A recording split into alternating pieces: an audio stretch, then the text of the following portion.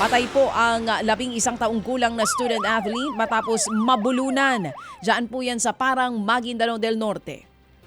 Base sa investigasyon, nasa kanilang quarters ang biktima para sa Bangsamoro Autonomous Region in Muslim Mindanao Athletic Association meet. Habang naghahapunan, nabulunan ng bata at nahirapan po itong huminga. Isinugod sa ospital ang bata at sinubukang i-revive ng mga doktor at nurse pero nabigo ang mga ito. Wala namang nakitang indikasyon ng foul play o kaya food poisoning sa nasabing insidente. Nagliyab po ang isang kotse sa Mandaue City sa Cebu matapos bumangga sa likuran ng isang truck. Natrap po sa loob ang driver ng kotse kaya pilit binuksan ng pulis ang sasakyan. Binasag ng pulis ang windshield ng sasakyan para po mailabas ang driver. Tumulong ang isang CQ at iba pang tao sa lugar para makuha ang biktima sa sasakyan. Tuluyang nabuksan ang pintuan ng sasakyan kalaunan at nailabas po ang walang malay na driver. Pinombahan ng fire extinguisher ang nasusunog na sasakyan hanggang sa maapula ang apoy. Maayos na po ang kondisyon sa ngayon ng driver.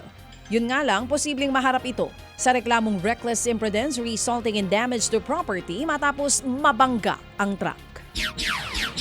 Nakatakas naman po ang 3 preso, dyan po yan sa Suwal sa Pangasinan Police Station. Sa kuha po ng CCTV nitong madaling araw ng linggo, kita ang aktwal na pagtakas ng mga preso. Nakalabas sila dahil nakalimutang ikandado po ang selda. Sinibak na ang hepe ng istasyon at may alok na 100,000 pesos sa makapagtuturo sa kinaroroonan ng presong tumakas.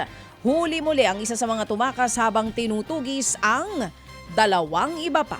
Mga kapatid, para sa iba pang mga balita at impormasyon, sundan niyo po kami sa X, Instagram, Facebook at syempre sa TikTok, True Network PH. Mag-subscribe din po kayo sa aming YouTube channel, True Network. May website din po tayo, truenetwork.ph at pwede nyo rin po kaming mapanood sa Channel 19 ng aming True FM TV. Lagi pa rin makinig sa radyo dito po sa 105.9 True FM dahil dito, laging po sa'yo, kapatid. Ito tayo sa totoo, tunay at tapat.